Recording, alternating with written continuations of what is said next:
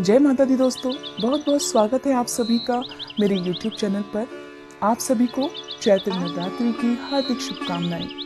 दोस्तों, आज की इस वीडियो में मैं आपको बताने वाली हूं कि नवरात्रि के पहले दिन कलश स्थापना कैसे करनी है, और अगर आप नवरात्रि के 9 दिन तक अखंड ज्योति जलाने वाले हैं तब आपको किन किन बातों का ध्यान रखना है। कलश स्थापना करते समय अक्सर लोग बहुत सारी गलतियां कर जाते हैं, जिसकी वजह से नवरात्रि की पूजा का पूरा फल नहीं मिल पाता है। ऐसे में आपको पूरी जानकारी होनी चाहिए कि कलश स्थापना किस तरह से की जाती है। दोस्तों, कुछ जगह पर कलश स्थापना को घट स्थापना के नाम से भी जानते हैं। दोस्तों, कलश को गणपति भगवान का प्रतीक माना जाता है, इसलिए आप जब भी पूजा करें सबसे पहले गणपति देवता को नमन कर लें और सबसे पहले जान लेते हैं कि घट स्थापना यानी कि कलश स्थापना करने के लिए कौन कौन सी सामग्री होना जरूरी है। इसके लिए आपको चाहिए मिट्टी का कलश। अगर आप ज्वारे बोते हैं तब मिट्टी की एक चौड़ी प्लेट भी आपको चाहिए।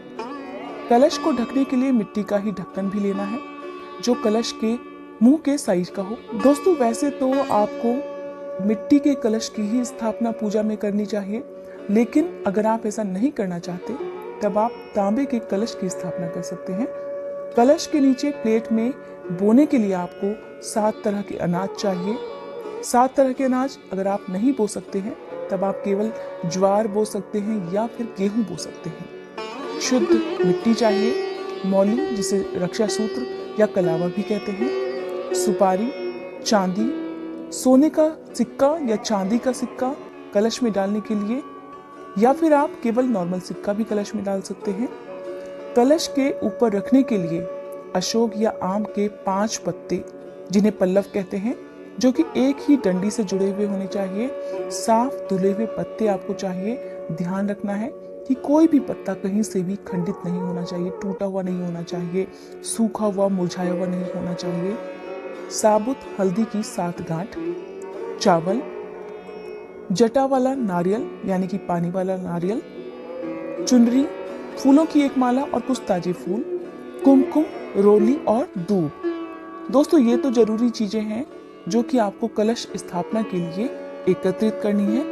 अब जानते हैं कि कलश स्थापना आपको किस तरह से करनी है। इसके लिए आप नवरात्रि की सुबह पहले दिन स्नान करके साफ वस्त्र धारण कर लें। सीधे जमीन पर बैठकर कभी भी आपको पूजा नहीं करनी चाहिए। इसके लिए आप कुश का बना हुआ आसन या फिर ऊनी आसन पर बैठकर पूजा कर सकते हैं। ध्यान रखना है कि आपका मुंह पूजा करते समय उत्तर दिशा में या फिर पूर्व दिशा में होना है। सबसे पहले गणेश भगवान का ध्यान करें, माँ दुर्गा का आह्वान करें, उन्हें आमंत्रित करें कि पूरे 9 दिन तक वह आपके घर में विराजमान रहें। कलश स्थापना करने से पहले आपको गणपति भगवान का ध्यान करना है, माँ दुर्गा का ध्यान करना है और साथ ही सभी 9 ग्रहों का भी ध्यान आपको करना है। अपने सभी इष्ट देवी देवताओं का भी ध्यान आपको करना है। अब आपको एक साफ सुथरी जगह पर गंगा जल छिड़क कर उसे पवित्र कर लेना है। आप पहले मिट्टी के चौड़े बर्तन में मिट्टी डालकर उसमें जौ या जो भी 7 तरह के अनाज आपके पास हैं उन्हें डाल दीजिए। इसके बाद एक बार फिर से थोड़ी थोड़ी मिट्टी उसके ऊपर डाल दीजिए। अगर आपको जौ ना मिल पाए तब आप गेहूं भी डाल सकते हैं। आप जिस जगह पर भी पूजा करना चाहते हैं उस जगह पर आपको मिट्टी के बर्तन को अब रख देना है। ध्यान रखना है कि मिट्टी आपको छानकर ही डालनी है ताकि उसमें कोई भी कंकड़ पत्थर ना रह पाए, जिससे आपके बोए हुए ज्वारे अच्छी तरह से उग जाएं। दोस्तों, अब हमें करनी है कलश स्थापना। अगर आप मिट्टी का कलश ले रहे हैं तो उसे आप एक दिन पहले कुछ घंटे के लिए पानी में डालकर रख दीजिए ताकि जितना भी उसे पानी सोखना है वो पानी सोख ले। उसके बाद कलश के मुंह पर, जिसे मौली या कलावा कहते हैं, उसे आपको बांध देना है। कलश पर रोली से स्वास्तिक का चिन्ह बनाना है, तिलक लगाना है। अब इस कलश को मिट्टी के चौड़े बर्तन में बीचों बीच थोड़ी सी जगह बनाकर उसमें स्थापित कर देना है। साफ जल कलश में भरना है। आप चाहे तो पूरा गंगा जल भी भर सकते हैं और नहीं तो साफ जल में ही थोड़ा सा गंगा जल मिलाकर आप डाल सकते हैं। अब जो भी सिक्का आपके पास है उसे इस कलश में आपको डालना है। अब साबुत हल्दी की 7 गांठें और सुपारी आपको इस कलश में डालनी है। एक एक करके सारी सामग्री आपको इस कलश में डालनी है, जो मैं अब आपको बताऊंगी। लेकिन ध्यान रखना है की सामग्री कलश में डालते समय आपको मन ही मन माँ दुर्गा के मंत्रों का जाप करना है, नहीं तो आप केवल ओम दुंग दुर्गाय नमः इस मंत्र का लगातार जाप करते रह सकते हैं। अब आप दूध और इसके साथ ही चावल कलश में डालिए। इसके साथ ही माता रानी को इत्र बहुत प्रिय होता है, इसलिए आप चाहें तो थोड़ा सा इत्र भी कलश में जरूर डालें। अब आपको सबसे पहले इसमें आम या अशोक के जो भी 5 पल्लव आपके पास हैं उन्हें स्थापित करना है, उन्हें कलश के अंदर डालना है। उसके बाद जो मिट्टी का ढक्कन आपके पास है उसे कलश के ऊपर इस तरह से रख देना है कि पत्ते मुड़े भी नहीं और कलश के चारों तरफ फैल भी जाएं। ढक्कन के ऊपर आपको अखंडित चावल रखने हैं, कभी भी खाली ढक्कन आपको कलश के ऊपर नहीं रखना चाहिए। इसके ऊपर अब हमें स्थापित करना है जटा वाला नारियल, लेकिन ध्यान रखना है दोस्तों कि नारियल कभी भी सूखा हुआ नहीं होना चाहिए। और इसके साथ ही आप उसे हिलाकर चेक कर लीजिए कि उसमें पानी है या नहीं है, क्योंकि पानी वाला नारियल ही माँ दुर्गा की पूजा में प्रयोग किया जाता है। क्योंकि नारियल को माँ लक्ष्मी जी का प्रतीक माना जाता है, इसलिए आप माँ लक्ष्मी जी का ध्यान करते हुए नारियल को तिलक लगाइए और फिर लाल चुनरी या लाल जो भी रेशमी वस्त्र आपके पास है उसे आप नारियल के चारों ओर लपेट दीजिए और उसके ऊपर से आप मौली यानी कि कलावा भी बांध दीजिए।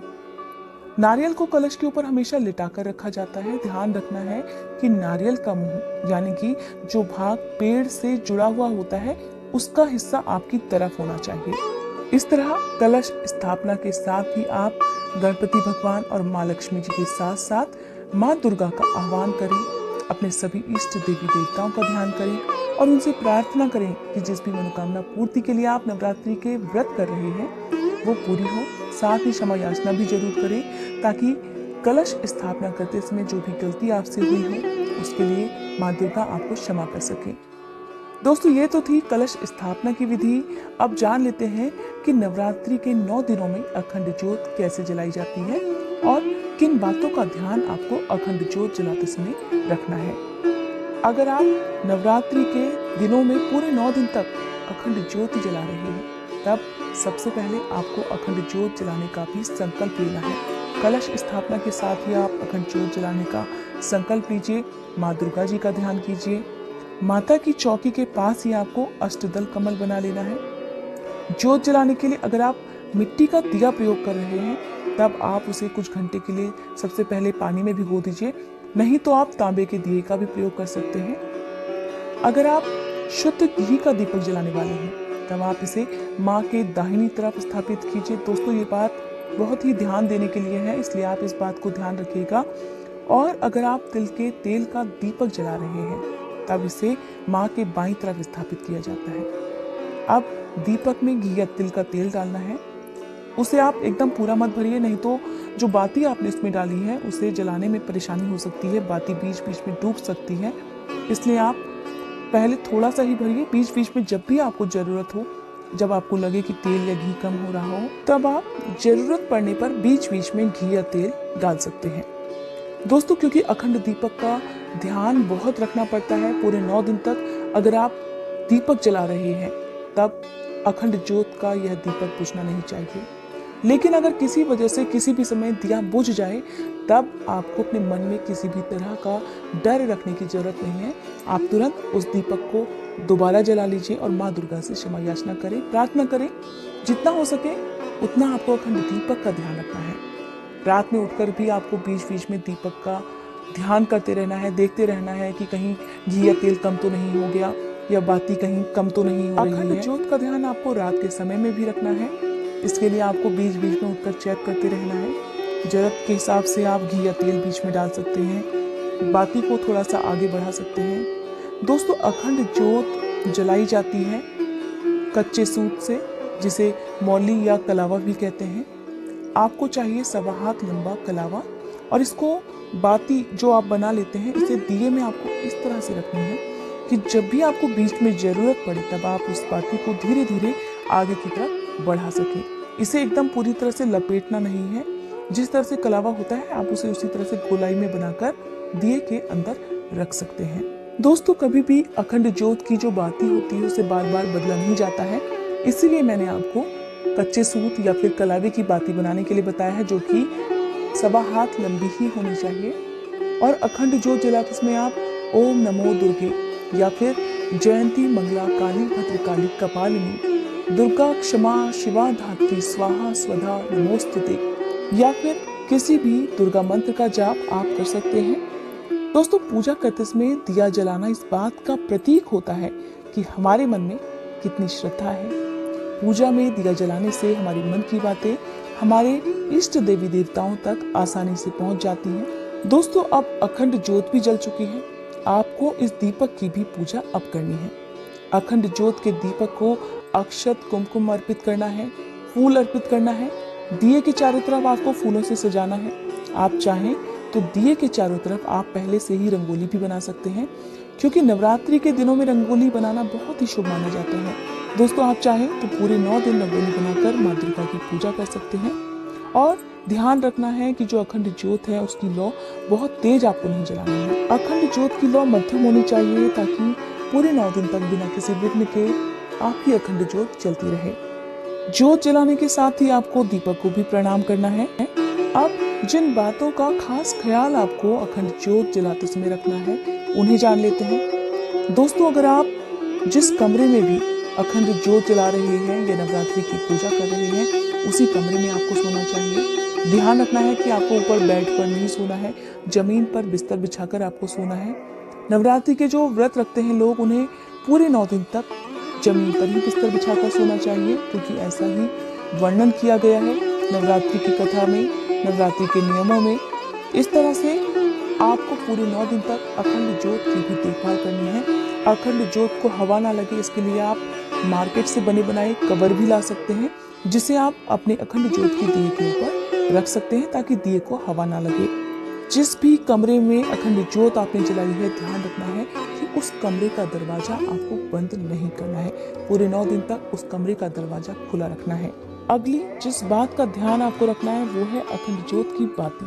दोस्तों, लगातार बाती जलने की वजह से बाती के मुंह पर कालिक सी जमा हो जाती है। इसके लिए आप माचिस की तीली से बीच बीच में उस जमा हुआ कालिक को हटाते रहिए। ध्यान से आपको हटाना है, ताकि किसी भी तरह से जो बाती है वो बुझने ना पाए।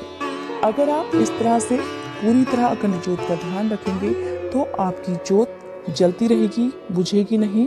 और इस तरह से आप माता रानी के ऊपर पूरी श्रद्धा और विश्वास के साथ प्रार्थना करें कि वो आपके नवरात्रि के व्रत स्वीकार करें। दोस्तों, यह थी अखंड ज्योत और कलश स्थापना से जुड़ी जानकारी। उम्मीद करती हूँ ये वीडियो आप सभी को पसंद आई होगी। अगर आपको ये वीडियो पसंद आई हो तो लाइक करने के बाद कमेंट बॉक्स में जय माता दी लिखना मत भूलिएगा।